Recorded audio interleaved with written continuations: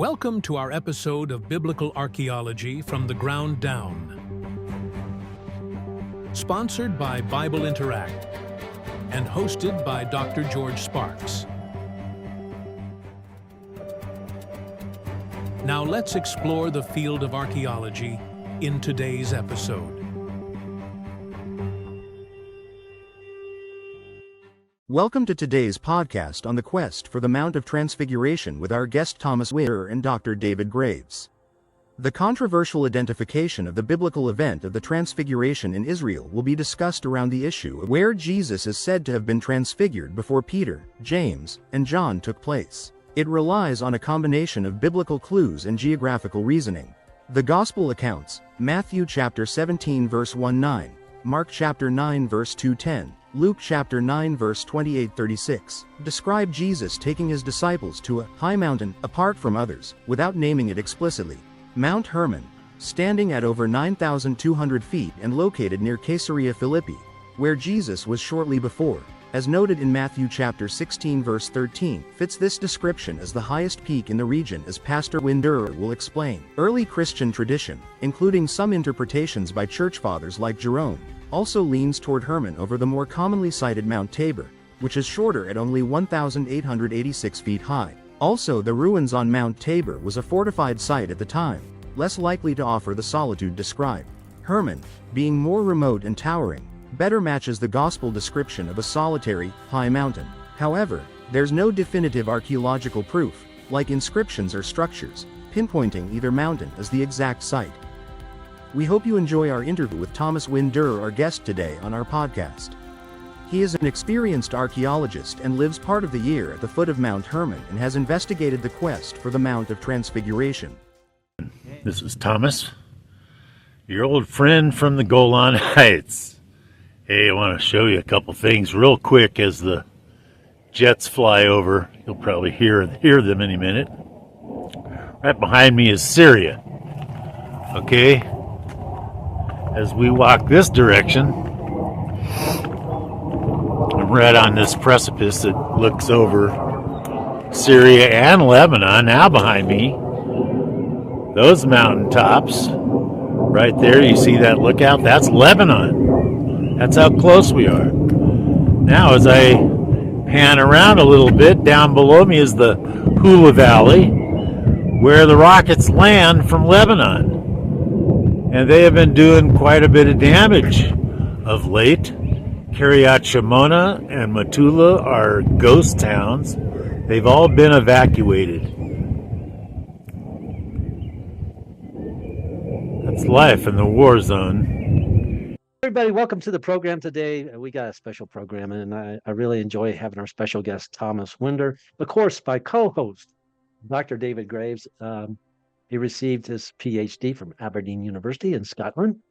And we all worked at the same location many years ago at Tel El Hammam, where David was my square supervisor. And we were just laughing about it because I thought maybe he was also Thomas's supervisor as well, but Thomas insisted he's his own boss.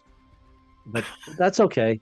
So if we ramble on, understand that we work together, but I believe David, you and Thomas probably spent a lot more time together at the excavation than I actually did. Oh yeah. Because I remember David with he didn't have a beard. I mean, he I always wondered why my supervisor looked like a teenager. Because without the beard, you look really young. My wife said, "Grow the beard." I look like one of the Russian patriarchs, and then I got a red jacket that I wear here in the wintertime. I look like Santa Claus. Now you do. Now you do. Well, I thought my son John wanted to give you a list. I said, I don't know, John. You got to be nice for that list. And I didn't know all these naughty. So, when you guys were working at the excavation at El Hammam, which is in Jordan, and David, how many years did you spend there? I spent a total of 10 years over the 15 seasons. Wow. Okay. And then, Thomas, how many years were you there? I did 7 years in a row. Now, I got you both beat. I did 2 weeks. Ah, there you go. And I basically worked on my tan. But George, it felt like a lifetime. Well, thank you, David. Maybe for you. Well, you know what? At that time, I think I was in my late 40s, early 50s, and he still had me carrying buckets. And that's just cruel unusual. I even bought like a big, thick handful of one for the kids over there, so that they would help. But, it's cruel unusual. But besides the ones, I also had a big bottle of ibuprofen. So that helped. Very needed. Yeah, Yes. that or the St. George wine. What? I don't participate St. in George. that. Yes, sir. No, I Yes. remember the table caught on fire one night when that was New Year's Eve or something. and the candle fell over and caught the paper on fire or something. It was quite nice. It was a fun night. That's Who the could time we play- were. St. George was involved, though, I'm sure. Oh, I'm sure. Our patron saint. Yes. But to let folks know where we were at. Yeah, Hey, go ahead. let's roll with that.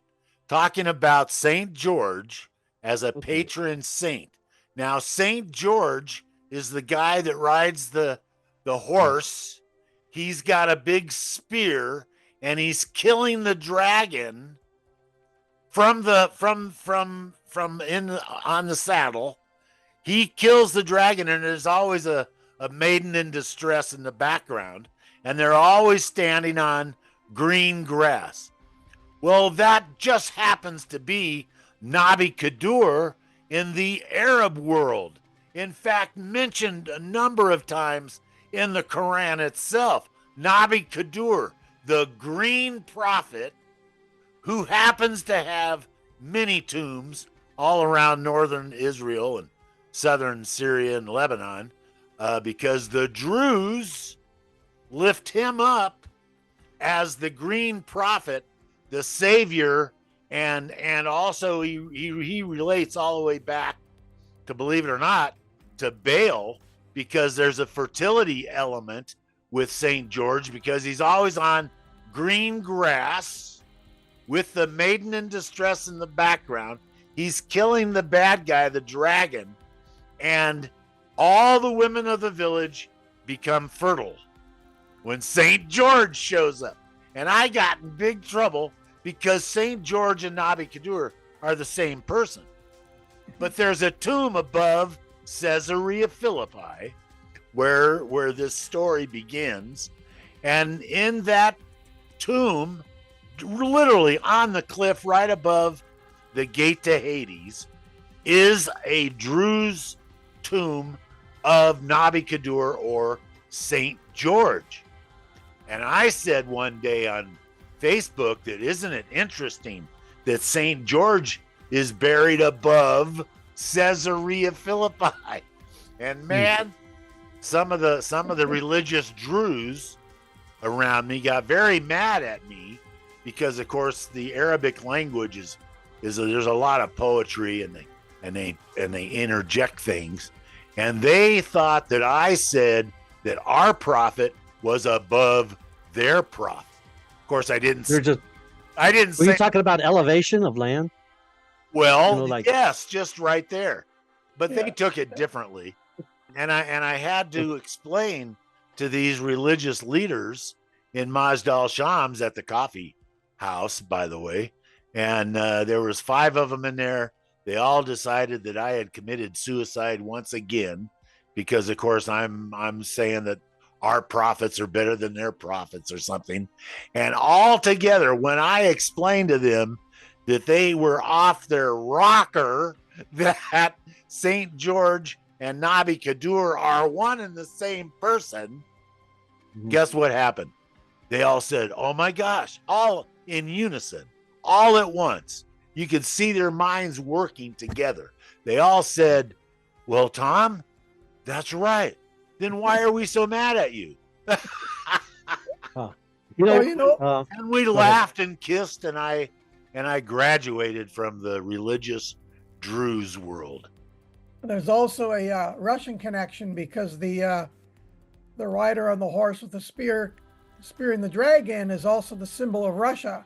I have a coin with that image on it. Yeah, St. he's George. their patron saint, just like Wow. Ireland, England, Scotland. St. George is a big deal. Problem So is, it's not around. but you can never find out who he really was where he was born, where he died. There is no such person. It looks like Wow. everybody wants him, though. But let's not tell that to the Orthodox Okay. Greek Hey, let's neighborhood. you're mentioning words that if we got a listening audience that is just tuning in, they're going to not have any idea about Druze. There's a lot of people who visit Israel many times and still don't have a clue.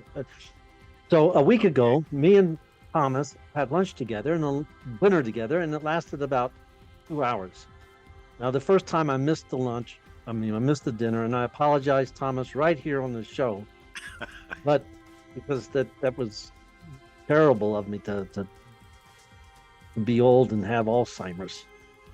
So of course, when we were at that dinner, and I took a lot of notes, and you recalled that. I took a lot of notes because I was trying to gear the program for a listening audience that would have zero clue on why you're there and what you're doing.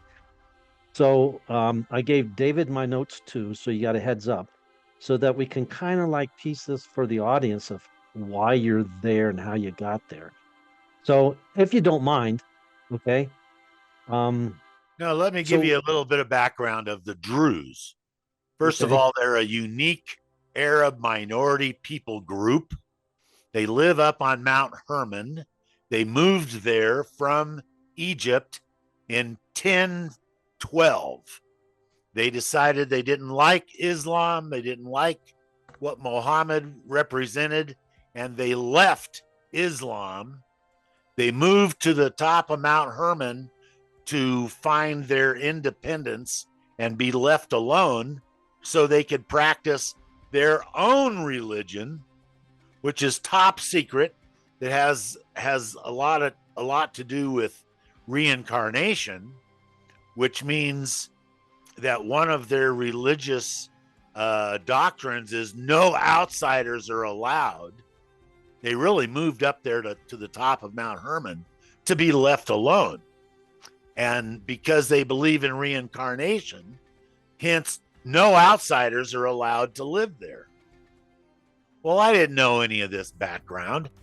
Well, as soon as I got off the Tal El Hammam excavation, the Sodom dig, my phone rang, and a religious scholar friend of mine said, "Hey, I know a woman that has land in Majd al-Shams, and she owns the old church of the Transfiguration, built by the Greek Orthodox Church maybe 600 years ago.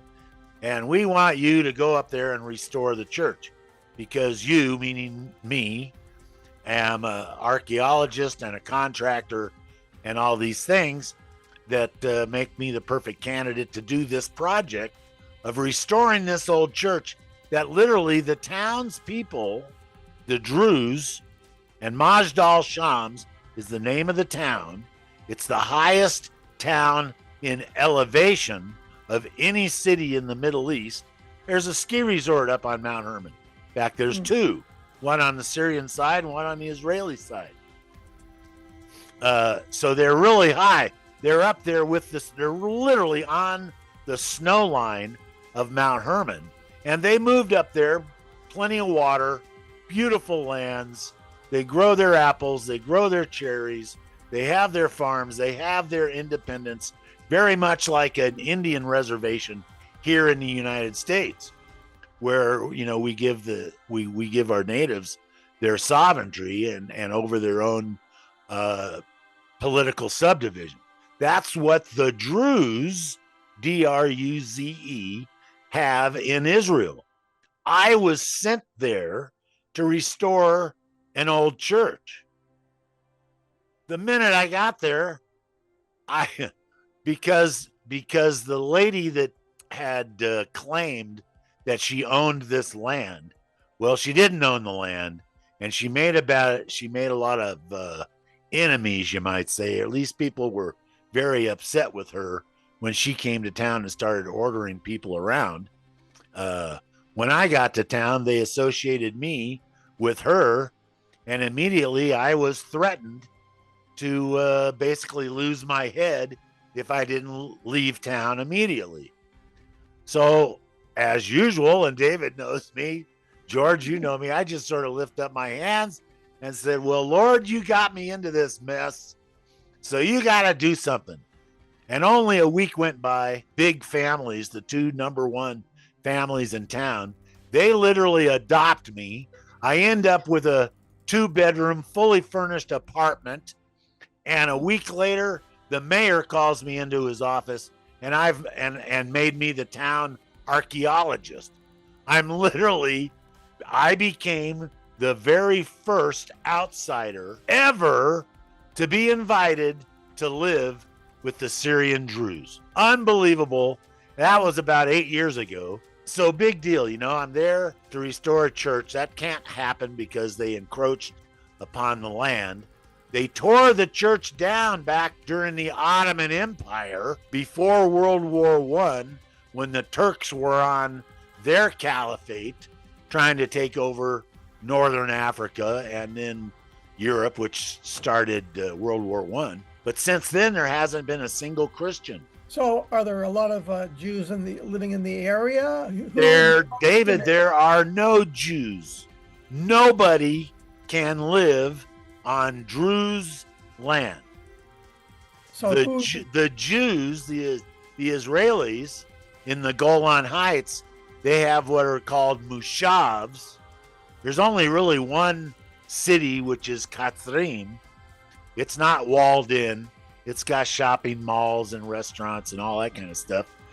It's the only city that the Jews, the Israelis, control. All the others are what they call mushavs, which are little tiny settlements in the woods, basically, fenced off and surrounded by great big yellow gates and things. So they don't live on Druze land. The Jews only live on lands that the government has approved them to establish small settlements. Okay. There is one very close to Majd al-Shams. In fact, you have to drive through Navi Ativ to get to where I live in Majd al-Shams. And that is a Jewish settlement that was started way back when they built the ski resort. Controls the church now. You were saying that they encroached on the church, the building. Yeah. Well, see, the building, they tore the building down back when the Ottomans showed up. They literally tore down the church and then started building apartment buildings right next to it. I mean, literally one wall of the church is a retaining wall holding up the mountain that a 10-story apartment building is leaning up against. I mean, that's how they've encroached. There is no egress onto the land. You have to get on a mountain and crawl down the hill just to see it. Now, you'd be interested because this is what I wanted to find. I wanted it to be, of course, Byzantine. I wanted it to be old enough to have a mosaic floor. Yeah. That would have been fantastic. But of course, we dug down through the rubble at the pitch. It was tough just to get to the original floor, because you can imagine there's a pile of rock, 6 feet tall. And so we finally got to the floor. Sorry, no mosaic floor, nothing but paving stones from about 600 years ago.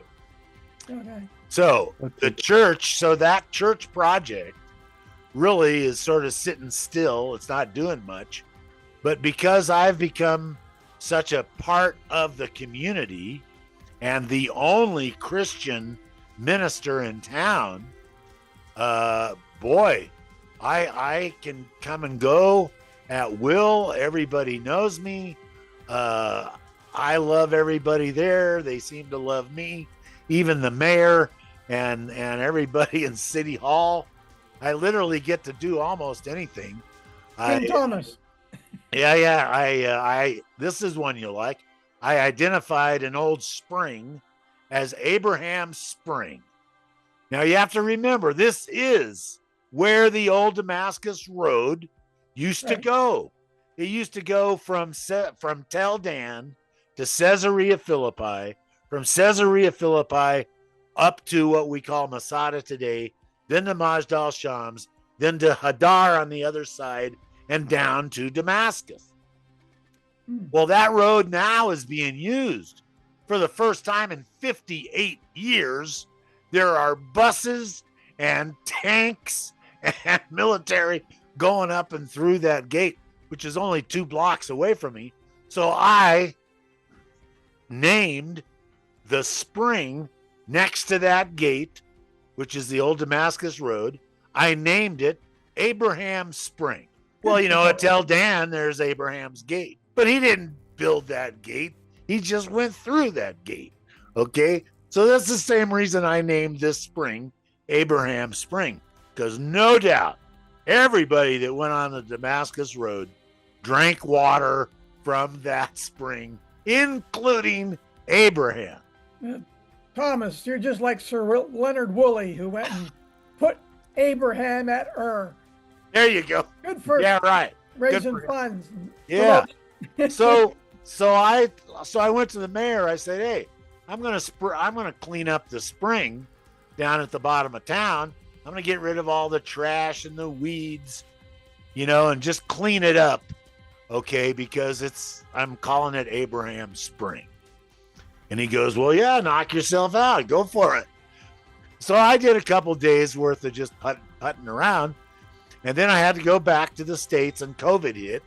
When I got back, David, you'll love this. When I got back to town, to Majdal Shams, right after the COVID experience, the city of Majdal Shams had turned that spring that used to be just out in the weeds.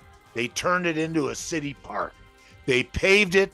They literally paving stones, lights, fences, stairs coming down, a little sitting pool to put your feet in, and they're all calling it Abraham Spring.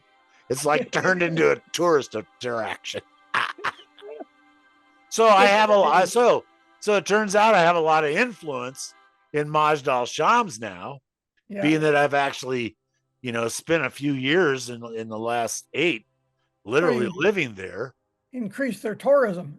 So I would say, as we kind of tie this together with archaeology, is that you really can't separate, the modern politics from archaeology in the Middle East. When we're working there, we're just surrounded with it every day, whether we're working in, Jordan, or where you're working up in, northern Israel, that those things are intertwined together, and the past with the present.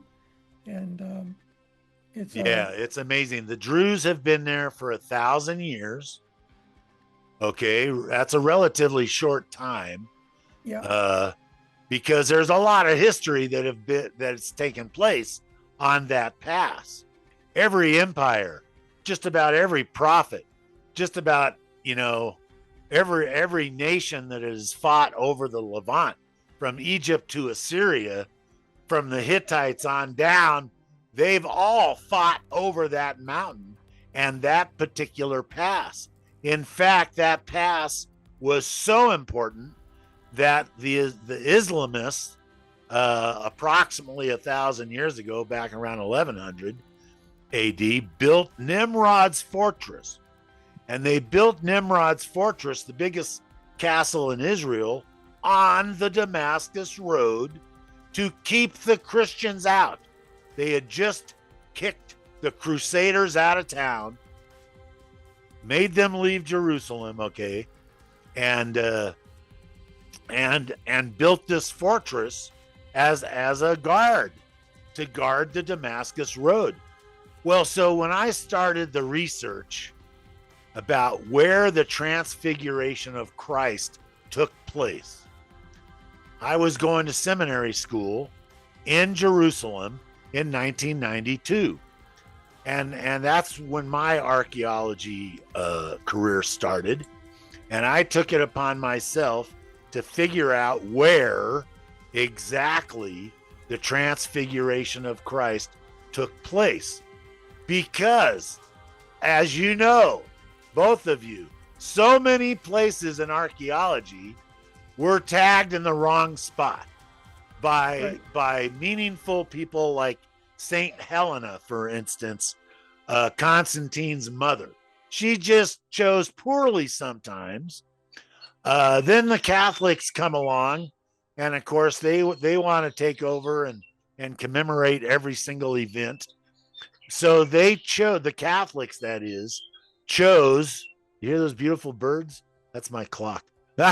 Good morning. Oh, So the Catholics chose Mount Tabor, which is way down in the Galilee, across from Nazareth, and basically on the south edge of the Jezreel Valley, approximately 65 miles south of Caesarea Philippi, where the story takes place.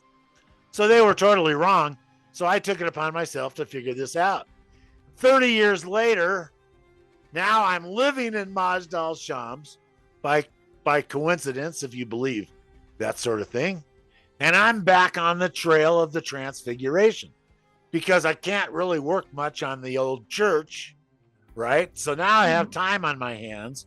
So the first thing I did was I tried to find all those cultic temple sites on Mount Hermon that were left behind pre-flood by the giants. That's Genesis chapter 6. Charles Warren found 27 of these temple sites on Mount Hermon. So I took it upon myself to go find them.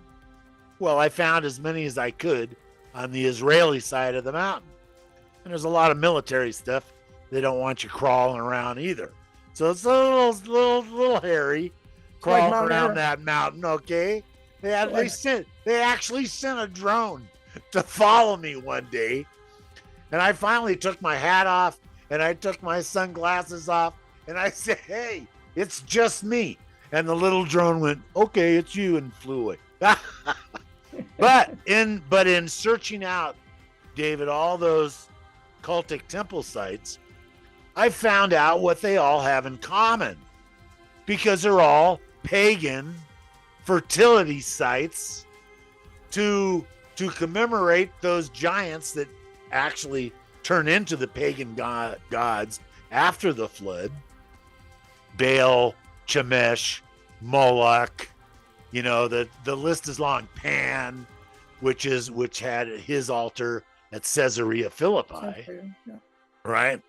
So once I found out what they all had in common, like standing stones, military walls, niches cut into the stones for the statues of the pagan gods, and one thing in particular, pits. They all have pits, and a pit is a spring that comes up.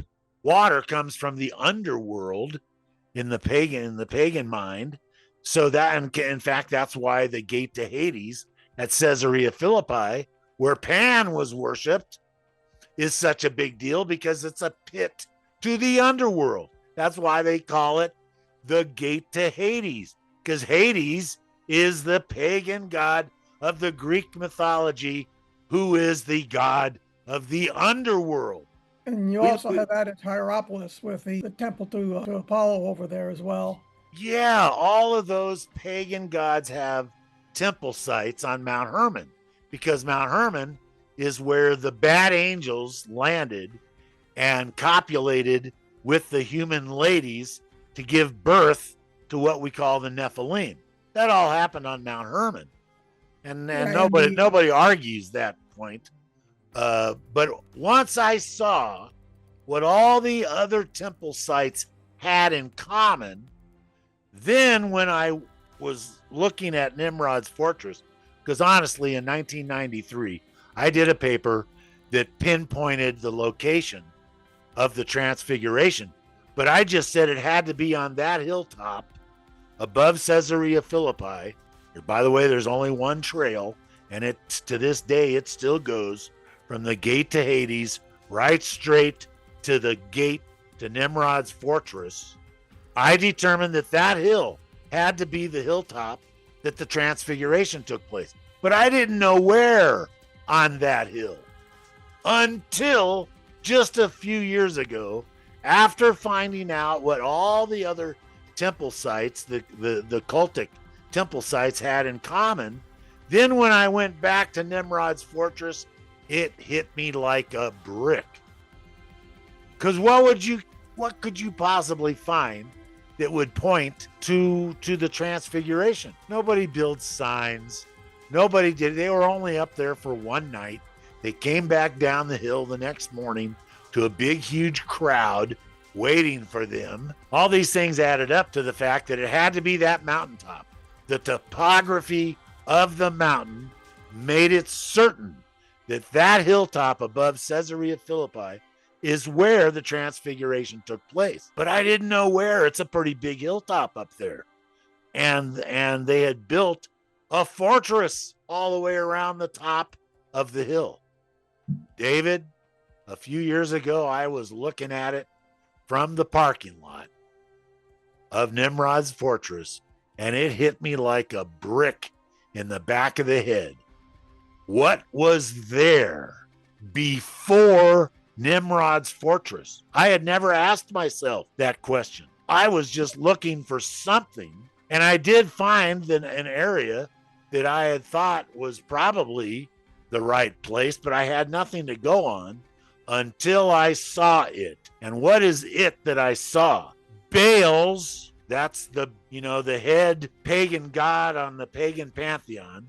Okay, the number one pagan fertility god with the bull horns, all dressed in red, etc. With the female counterpart, Ishtar, which becomes Astarte, etc. Okay, his original arch is standing right there, and it's built out of megalithic stones that, not even, the Romans with cranes would have been able to pick up. But the original, there's two towers. There used to be an arch over the top made out of that Dolomite bluestone stuff because there was an earthquake, and all those pieces of the arch are down in a debris field right in front of the old arch. And all the Islamic people did was build on to the arch like a remodel. And every stone that they built the fortress out of are small stones that you and I could build out of, that humans could pick up and stack. So what would make the connection to Baal physically or other than okay, so theologically, right, this is a great question. Why did Jesus go to Mount Hermon? What is he doing there? What on earth is Jesus doing at the gate to Hades when he declares his church? He says, upon this rock I will build my church, and the gates of hell will not prevail against it. I will give them the keys to the kingdom of heaven. Whatever they bind on earth will be bound in heaven. Whatever they loose on earth will be loosed in heaven. Jesus does that at the very gate to hell, the gate to Hades, where Pan, the goat demon, is worshipped. That's where his altar is. Well, wait a minute. What is Jesus doing? Well, the Catholics will say he built the church on Peter, but he doesn't call Peter Kepha in this instance. He calls Peter Petros, little pebble. So Jesus goes to the very kitchen of the devil, which would be the district of Caesarea Philippi, where the gate to Hades is. And then he says, okay, Peter, James, and John, let's go for a little walk every year. So Jesus takes his three captains up the hill for a short, literally, it's only an hour walk from the gate to Hades to what used to be Baal's arch and Baal's throne, Baal's own altar. So who is Baal? He's the devil incarnate, basically. And Jesus is going there to do what? To reverse the curse that the devil put on that place and humanity. And Jesus shows everybody, basically, not just the three captains, but Jesus puts on his own light show at the same exact time they're putting on the light show annually in Jerusalem to commemorate the pillar of fire that guided them around the wilderness for 38 plus the 2 years at Tal El Hammam or Abel Shittim. So Jesus goes up there. He goes from Pan's altar, the gate to Hades. So Jesus goes right up the hill to the number one pagan cultic temple site on the mountain, and that's Baal's own altar. And he puts on his own light show, showing everybody who he really is, because the entire story starts out with a theological question that Jesus answers in both locations. And the question is, who do you say that I am? Now, Thomas, to bring it back to archaeology, because our podcast is about archaeology, what about any excavation at that site where you found the arch? Are you able to do any work there? Do you need permits? I don't, as far as digging goes, I don't know what you would find to dig.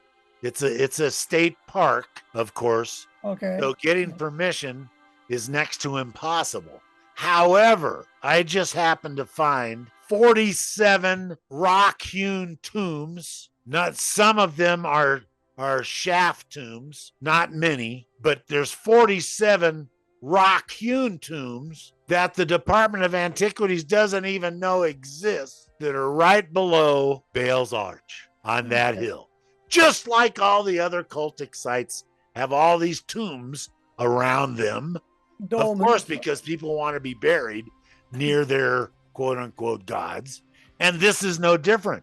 There's 47 rock-hewn tombs below the summit of the hill above Caesarea Philippi, and none of them have been excavated because they're not even known. I have to go to Bar Ilan University. I have talked to Simone Dar many times on the phone. It's a huge find as far as that goes, because not a single author in 2,000 years has pinpointed the exact location of the Transfiguration of Christ. Wait, let me just interject one thing for the listening audience. Yeah. When you're talking about giants on Mount Hermon, and this might take me a few, maybe about a minute. But anyway, so I started looking this up. So I could actually probably say something that is actually understandable. But the fallen angels, according to what we know as the Book of Enoch. And really, the Book of Enoch was lost for many years.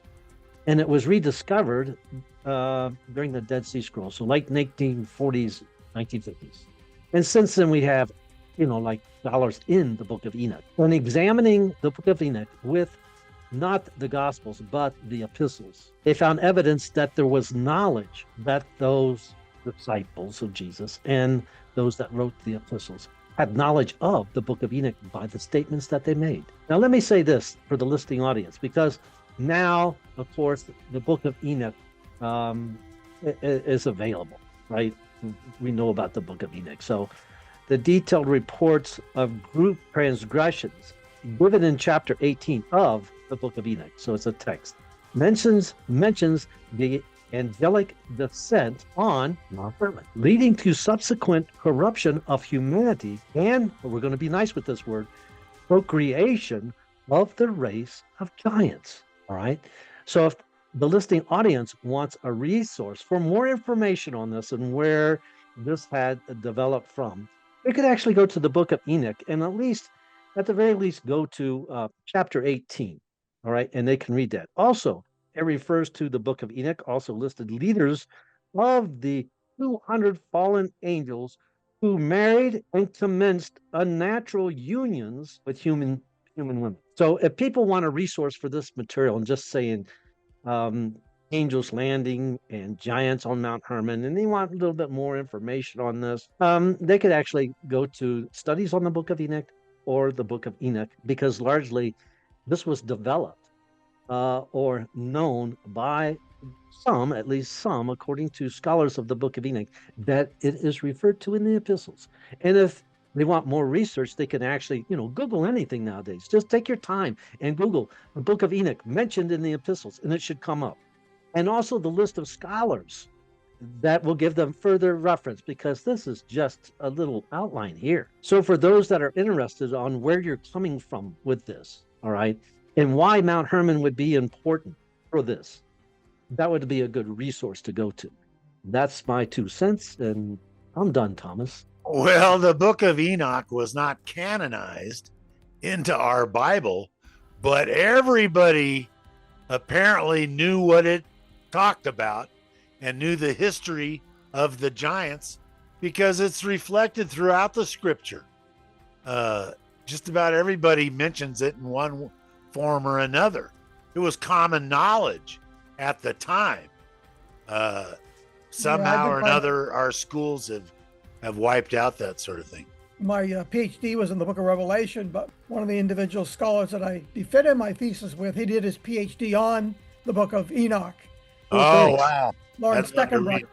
Yeah, Steckenbrock. So it's still being studied. It's an important document, even though it's not part of the canon in our Christian church. It still has, valuable information. As you said, everybody was familiar, with the stories. It's a little bit like, Robin Hood, or it's a little bit like Little Red Riding Hood. Everybody knows the stories. They're not canonical, but everybody knows them, so it's similar. Well, the interesting part is where these, what we refer to as the pagan gods.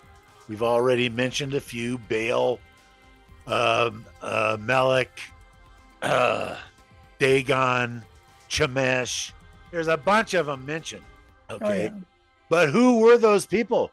It turns out that they were the giants that ruled the earth pre-flood. And that's what the flood was for, was to get rid of the giants. It actually says so twice, to get rid of them. Referring to the Raphaim, and there's a bunch of different names for the giants. We refer to them generally as the Nephilim, but they break down and do their own tribes, which we refer to as the Raphaim. Like the Valley of Raphaim is mentioned in Isaiah chapter 17 as where these, oh gosh, we're going to have to do another show. Yeah, I know. We got carried off on the side. But that's okay. Initially, you went to Mount Hermon. That's right. To restore an old church. But it was for the Transfiguration, location of the Transfiguration. Now, you're not alone in this, because I sent you an article, not an article, well, I did. It was an article of a scholar who's now like a professor emeritus. He's retired. That also stated that he believed Mount Hermon was the location where Jesus went after the statement. It was James Tabor. So this is kind of funny. Of course. Because the professor with the last name Tabor does not believe it was at Mount Tabor. Mount Tabor. That's a good joke. And James, wherever you are, God bless you, brother. And he takes the same position that literally every single academic has taken in the Protestant world. Now, the Catholics are going to just say Mount Tabor because it's tradition, and they don't like to be wrong about anything. So they're going to stand, and fight for their location. However, the protesters, every single one of them, for the last couple thousand years, has said Mount Hermon. And my gosh, Jonathan Kahn, Ryan Peterson, Michael Heiser, just go down the list. Every single one of them has said the Transfiguration has to be up there, somewhere up there on Mount Hermon. But not one has ever pinpointed where on Mount Hermon. Believe me, it cannot be the summit, because the summit's going to take you 3 or 4 days to hike to get up there, and nobody can see it. It's too far away. You cannot see it from Caesarea Philippi or Tel Dan. But where Nimrod's fortress is, that hilltop sticks out like a sore thumb, and literally everybody in the region can see it. That's why it was put there. It's like Tel Hammam. They were always looking south, but we had to look north. That's right. Same, yeah. In a way, it's the same thing. So, the point is that many sites get misidentified, and just because a few scholars say it's in one place doesn't necessarily mean it's there. So we continue to look around at the clues to find the right spot. And that's right. Thomas, you've been doing that for many, many years. We've Well, been doing this- it together too for many Well, years. David, It's a blast. this one fits theologically the glove so perfect that when I take you there, you are going to say yes. They all agree with me. Once they see the pagan zone, and by the way, you can go to my YouTube channel or my website, the Holy Land Research Institute, and you can see it because I have videos, and I'm coming out with a huge documentary about this, and also a book. Hopefully this time next year, we'll all have something like that to watch and to read. Good. All right. But I agree. unlike I you, think- David, I still can't even finish my first book. What are you on, 37 or something? Yeah, he's up there. He's doing Coloring books Coloring books now. So that's something I can read. Archaeology coloring books there. That's Okay. right, man. Well, I could get a PhD in coloring books. yeah, hey, Because hey, certificates. I wish I could sit down at the computer and just type it out like you do, but it Yeah. just takes me a lot more work. Yeah. You know, But I David, I promise. think I promise should I'm go to going to get Mount it Hermon. done this summer. Good. right. David, you said take David to Mount Hermon. David, you need to go to Mount Hermon. You know why? Yes. Because David's already been to Mount Ararat. Well, that's right. And too bad you didn't know what I know when you got there, because you would have seen a whole lot more stuff. Yeah. All Oh, right. it's been a Well, blast. we're going to have to close out, gentlemen. Okay. And, Thomas, thanks for your time. I appreciate the dinner, and so we Oh. could get an outline, get an idea. Well, God where this bless was you, going. George and David. It's been my pleasure. Let's Good do to it see you again. again, brother. You Yeah, too. good for the meeting. Everybody here excavated together one time or another. We worked together at Trinity Southwest for a number of Yep. years. And so this has been a lot of fun. David's from Canada. Both of us, I'm from Rio Rancho. I think you're on the Albuquerque side. You're on the other side of the river. I'm in the South Valley. Ooh. Ooh, You know, don't come to you know what Los they say in the Angeles. South Valley? You gotta actually allot for holdup money. Whatever your salary is, you gotta actually allot for a little bit of holdup money. You know, Well, Nothing nobody less than 20. nobody messes with us down here because this is where the gangs live.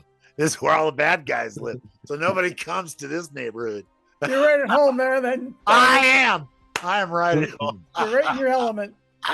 We Okay, got some gentlemen. stories we could tell, but we'll have to wait for another podcast. Okay, let's do Right. it. Let's do another. All right, we're going to close out. Everybody, thanks for your time joining us at Biblical Archaeology from the Ground Down, sponsored by Bible Interact. David, thank you. Thomas Winder, thanks for your trips to Israel, for all this good information that you told us. And believe me, people, this is just a little bit of the activity and the events that Thomas has been through just to be up there and participate in this activity. Once again, thank you for your time. We are almost at 200,000 subscribers, thanks to you. And we appreciate it. Remember, if you haven't subscribed, subscribe. And, well, you know what to do. All right. Thank you for your time.